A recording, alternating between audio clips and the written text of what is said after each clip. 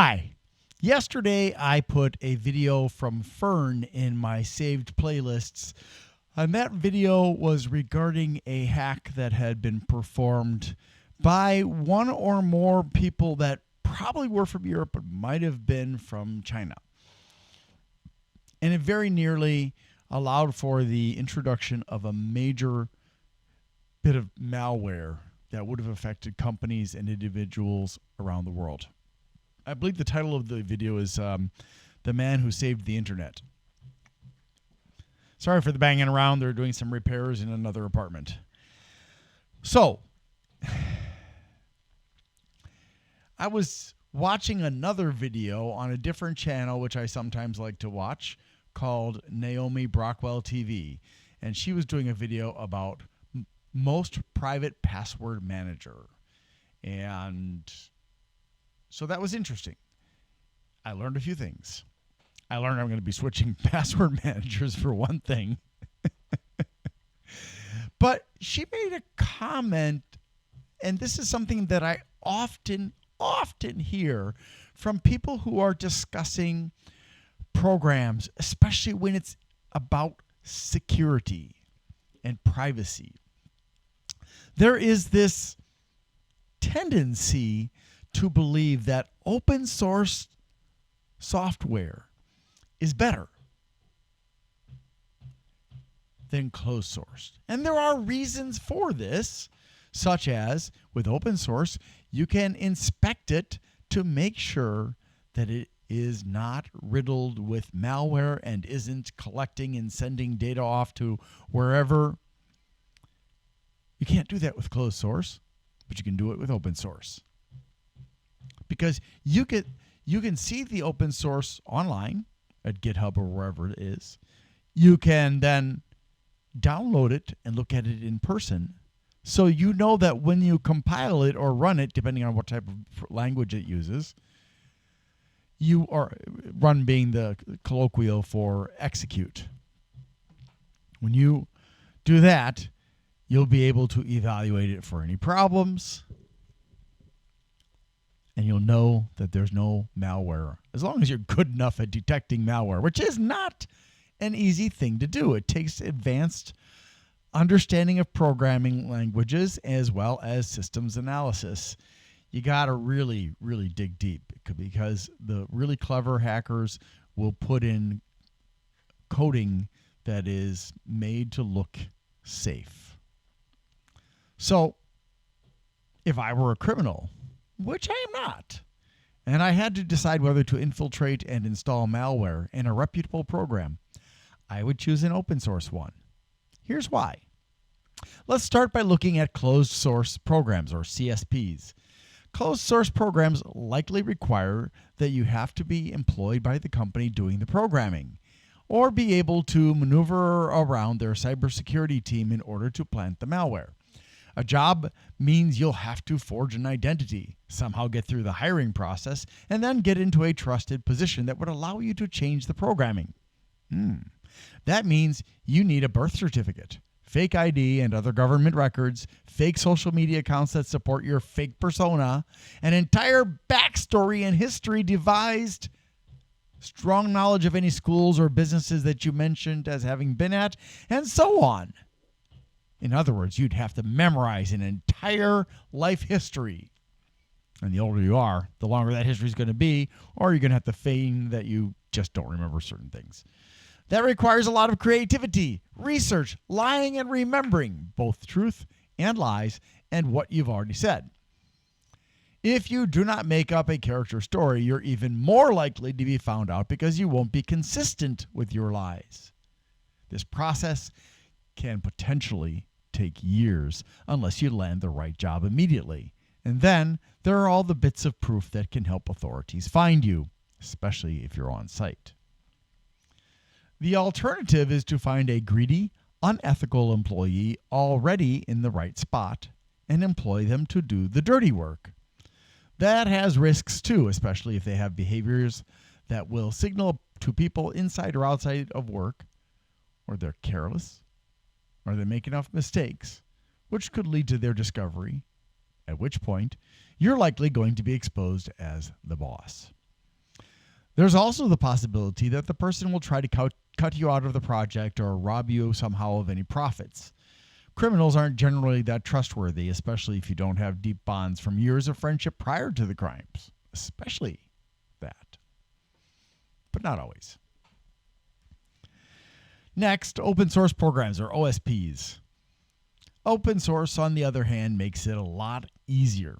A great example is how Jiatan and Confederates, or alone from Eastern Europe, most likely, or maybe China, perpetrated the XZUtils package hack after taking over from Colin as the owner-manager of the programming.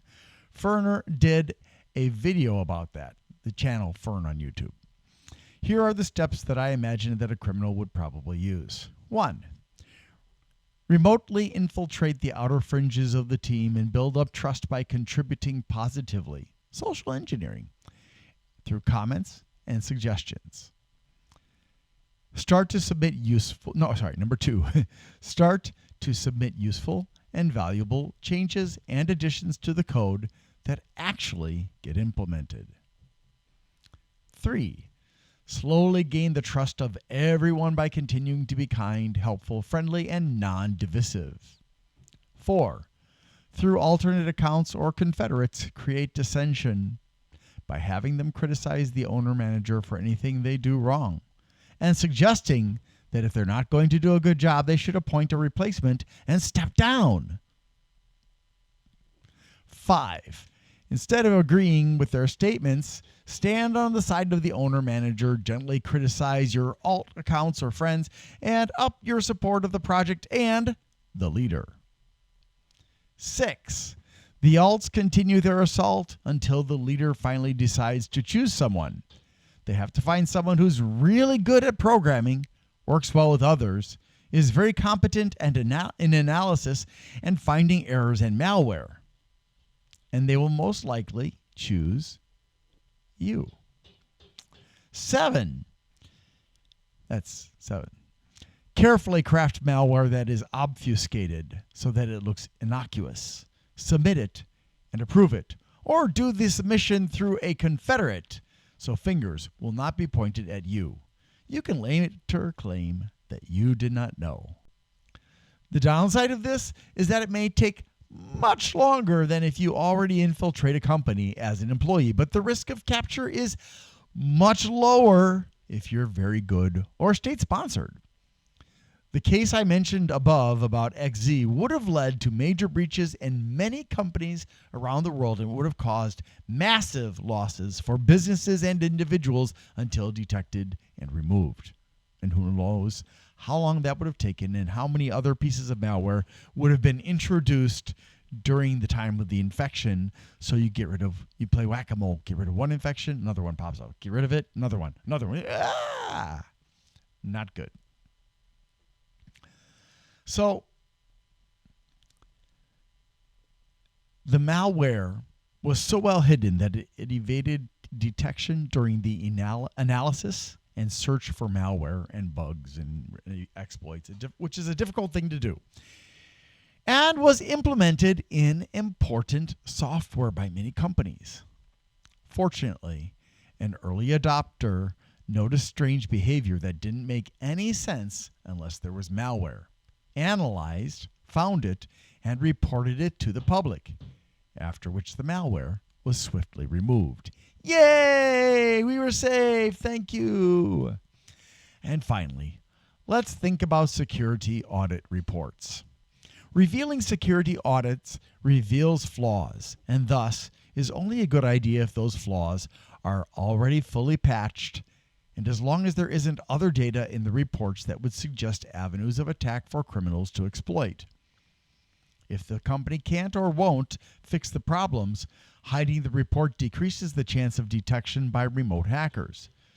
Doing this is bad for closed source projects, but it's even worse for open source projects. All of the programming is publicly viewable by anyone, and that means criminals can dissect the software to find any bugs and exploitable aspects. Or the entire library of programs and supporting files can be forked, which just means copied to someone else's folder or server, and used by a different team to make a malware-ridden lookalike, which can be marketed as the real thing and thus benefit from the good reputation the real program has. It will be a Trojan, which most people will not even realize. If criminals can also get a hold of complete security audits, they can use that to help find still existing weaknesses in the program. So as much as people laud the use of open source and transparency, that just makes it more vulnerable.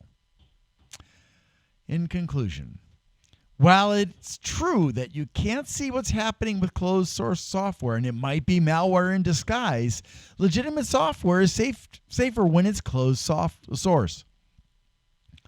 Reports should be released after all bugs and exploits are fixed, and any risky info in the report should be redacted for better security in the future.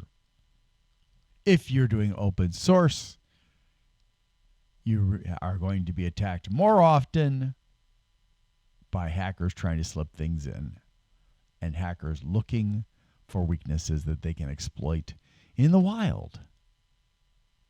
And if you give them your security audit reports, that makes it that much easier for them. Especially because penetration testing reports don't just necessarily report digital means of access, but also physical penetration weaknesses. So yeah, either way sucks, but for the criminal, doing it remotely, hands off, so to speak, your computer, your phone, whatever, is much, much safer for them and much worse for us. Well, that is it. If you have any questions or comments, please leave them below. And remember, my community rules do specify that you need to be civil, no insulting or whatever, because I don't have any tolerance for people who are going to come on my channel and be rude. Thanks so much for watching. Have a great day. Hi, I'm the PC Expert Amateur, and we're going to talk about closed source versus open source programs. Hello, thanks for watching my video, and I need to ask for your help.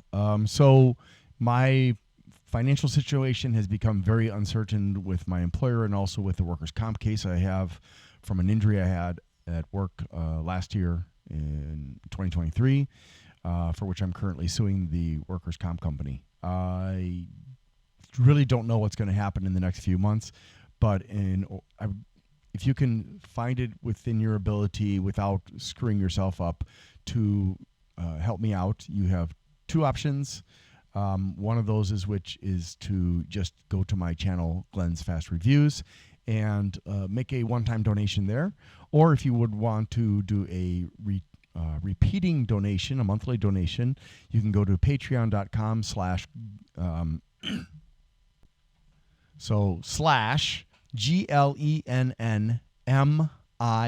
That's G as in Glenn, LEN as in Nancy, N as in Nancy, M as in Mary, no, not but I, right?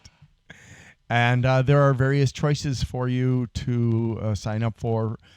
If you cannot afford the lowest option that I have put up there, let me know and I will put in a lower option that can work for other people. Also, I want to say thank you to my very first Patreon, Rudik from Australia, who has been very kind enough to support me and even said if I can't afford the postage to send the gifts that he has become eligible for, that's okay. I will certainly try to do that anyways. And it means a lot because not only did you choose to financially support me, but you've also been supportive in some comments on some of my videos, and I think that's absolutely fantastic. So yeah, if there are any questions, please put them in the comments, and you here or on Patreon, and I will try to get back to you as quickly as possible. Sometimes I don't see comments right away because of the way YouTube works. And oh, by the way, thank you to Bleeping Computer, and it's the owner of Bleeping Computer who goes by the name of Grindler online on his website for allowing me to use his platform to promote my channel, the PC Expert Amateur, and I appreciate it very much. And if you need help with, say, malware or technical problems with your computer, the Bleeping Computer volunteers are a good bunch of people who have a great deal of knowledge about a lot of different kinds of problems with computers. And with there was a dedicated volunteer malware removal team there. Sorry. And we'll be happy to help you. And you can just go to bleepingcomputer.com and click on the forums. There's also lots of great news about cybersecurity, about hackers and stuff like that.